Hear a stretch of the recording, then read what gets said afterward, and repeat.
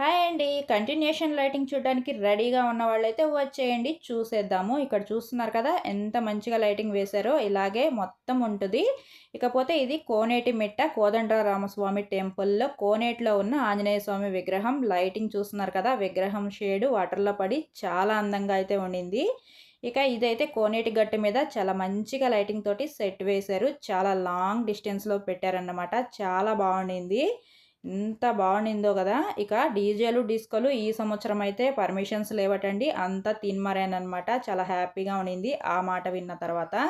ఇకపోతే ఇక్కడ duplicate money కూడా అమ్మేస్తున్నారు పిల్లలు ఆడుకోవడానికి. ఇది రింగ్స్ వేస్తే ఇస్తారట.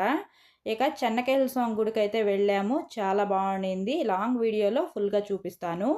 ఇకపోతే లోపలికి వచ్చేస్తే గుడిలో నుంచి బయటకి వచ్చాక ఇది ఎంట్రన్స్‌లో ఇలాంటి ఒక యానిమేషన్ మూవింగ్ విగ్రహం అయితే ఒకటి పెట్టారు. ప్రతి ఏరియాలో ఎవరికి వాళ్ళు ఇలాంటివి చాలా పెట్టుకుంటారనమాట.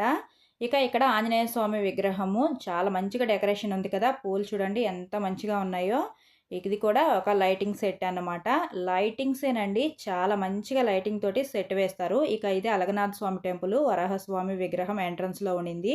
గుడి అయితే క్లోజ్ ఉన్నిందన్నమాట. మేము వెళ్ళేటప్పటికి పెందలకడతోనే వెళ్ళాము. 7 గంటలకే వెళ్ళాము. అందుకే పెద్దగా క్రౌడ్ కూడా లేదు. అయినా గుడులన్నీ క్లోజ్ చేసేశారు.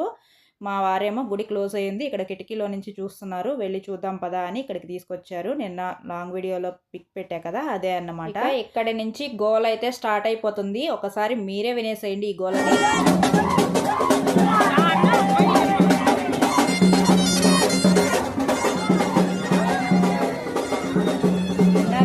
డీజే లేకపోతేనే ఇలా ఉంది, లేదంటే అస్సలు తట్టుకోలేమన్నమాట. నెక్స్ట్ వీడియోలో ఇంకా కంటిన్యూషన్ చాలా మంచి లైటింగ్ అయితే చూపిస్తాను. Wait and watch.